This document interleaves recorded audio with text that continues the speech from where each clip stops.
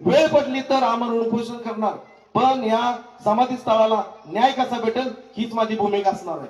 छत्रपती संभाजी महाराज की, सरसेनापती संताजी घोरपडे यांचा, सरसेनापती संताजी घोरपडे यांचा. जय शिवराय बांधवांनो, मी सोहम शिर्के, अखंड मराठा समाजसेवक आणि मान खटाव जनता सेवक. आपण गेले 3 वर्ष झालं आपण मान तालुक्यामधील गाव, वाडी, वस्ती अगदी सगळं पिंजून काढले. मी संघर्ष होता मनोज जरांगे पाटील साहेबांच्या नेतृत्वाखाली आरक्षणाचं पूर्ण मान खटावमध्ये काम केलं आणि महाराष्ट्रात आपण जे काम केलं, आपण रथयात्रा काढल्या, प्रत्येक गावामध्ये शिवरायांची महाआरती केली, सर्व गावांना एकत्र करून आपण तिथं गावामध्ये रॅल्या काढल्या आणि एक प्रबोधनाचं काम केलं. आरक्षण नेमकं कशासाठी आहे, काय आरक्षणाचा फायदा काय, ह्या अनुषंगाने आपण पूर्ण मान खटावमध्ये काम केलं. आणि त्याच्यानंतर आपण ज्यावेळेस प्रत्येक गावामध्ये जायचो त्यावेळेस आपण कुठल्याही समाजामध्ये तेढ निर्माण नाही झाला पाहिजे, कारण हा आरक्षणाचा लढा, मराठा आरक्षणाचा लढा हा सरकारसोबत होता, ना की कुठल्या जातीपातीसोबत होता. हा मेसेज जरांगे पाटलांनी जे आम्हाला शिकवून दिली तो मेसेज आम्ही प्रत्येक गावामध्ये सांगितला आणि त्या पद्धतीने आपण आरक्षणाचा लढा पूर्ण गावागावामध्ये पेटवला. आपण हा आरक्षणाचा लढा लढत असताना आपल्याला नेहमीच वाटायचं, मला वाटतं 2-2.5 वर्षापूर्वी मानदेश प्राईमचे संपादक सचिन शिंगारे यांच्या मार्फत मी इथे येऊन एक इंटरव्ह्यू केला होता समाधी स्थळावरती आणि सरसेनापती संताजी घोरपडे यांच्याबद्दल त्यांचा इतिहास मी बोलतात ना एवढा आत्मसात केलाय की मला या शूरवीराबद्दल काहीतरी करायची गेली 3 वर्षापासून इच्छा होती. मला वाटतंय गायकवाड साहेब आहेत, त्यांना पण मी भेटून बोललो होतो की ह्या समाधी स्थळाचं मला काहीतरी करायचं आहे, पण ह्या आरक्षणामध्ये आणि ह्या इलेक्शन मध्ये आपल्याला तो वेळ भेटला ना त्यावेळेस. पण आता ही जी शिवजयंती आली आणि ही शिवजयंती माझ्या मनात होती की पहिली शिवजयंती आपण इथं साजरी करायची आणि ह्या मार्फत हे झोपलेलं प्रशासन आणि झोपलेले नेते यांच्या डोळ्यावरची झापड उघडायचं आपण काम करायचं होतं, म्हणून आपली पहिली शिवजयंती आपण इथं साजरी केली.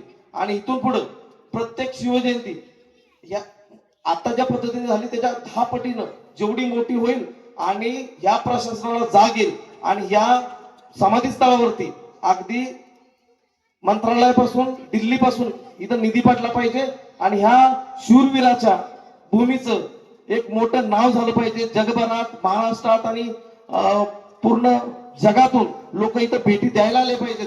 कारण या शूरवीराचा इतिहास एवढा खतरनाक आहे की मुघलांना अक्षरशः सळोकी पळू करून सोडणारा योद्धा आणि शिवरायांचा सच्चा सेवक सरसेनापती संताजी घोरपडे यांचं ऊर्जा स्थळ, यांचं एक ऐतिहासिक स्थळ आपल्या मानमध्ये आपल्याला अभिमान असला पाहिजे. आणि म्हणूनच मी माझा प्रयत्न आहे की येणाऱ्या काही दिवसामध्ये ह्या समाधी स्थळाचं जोपर्यंत भव्य दिव्य रूप होणार नाही तोपर्यंत मी शांत बसणार नाही.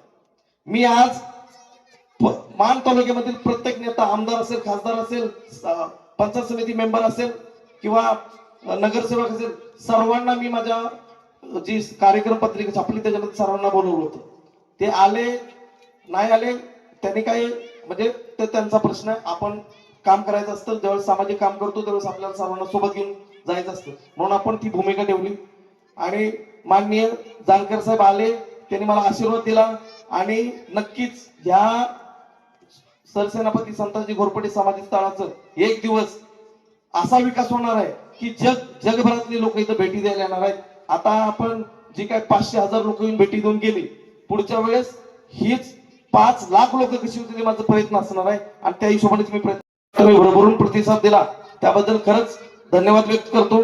माझा हा पहिला प्रोग्राम आहे, 7-8 दिवसामध्येच मी प्लॅन केलाय. थोडस काही चुकी झाली असतील तरी मला छोटा समजून माफ करा.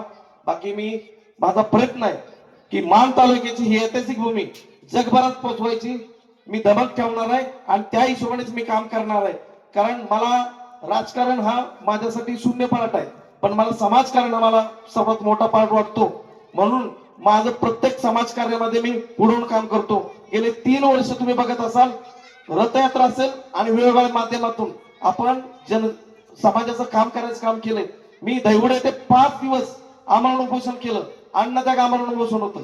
आणि बहुजनाच्या 17 मागण्या घेऊन मी आंदोलन उपोषणाला बसलो होतो आणि सर्व प्रशासनाला त्या 17 मागण्या मान्य करायला लिहून घेतल्या आणि त्या हिशोबानेच आपण आता संतजी घोरपडे समाधी स्थळाचा सुद्धा विकास करायसाठी वेळ पडली तर आमरण उपोषण करणार, पण या समाधी स्थळाला न्याय कसा भेटेल हीच माझी भूमिका असणार आहे. छत्रपती शिवराय माझे आदर्श आहेत आणि सरसेनापती संताजी घोरपडे हे माझे विचार आहेत, तर त्या विचाराला मी कधीही विसरू शकत नाही. माझा जोपर्यंत जन्म आहे, माझा जोपर्यंत अंगामध्ये जीव आहे, तोपर्यंत मी या समाधी स्थळासाठी पाहिजे तेवढे प्रयत्न करणार आणि ह्या समाधी स्थळाचा विकास कसा होईल हेच माझ्या मनेपर्यंत ध्येय असणार आहे. एवढंच बोलतो. जय शिवराय. आवाज माणदेशाचा, माणदेशातील प्रत्येकाचा. माणदेश प्राईम सबस्क्राईब करा आणि अपडेट रहा. नवीन व्हिडिओच्या नोटिफिकेशनसाठी बेल आयकॉनचं बटन दाबा. धन्यवाद.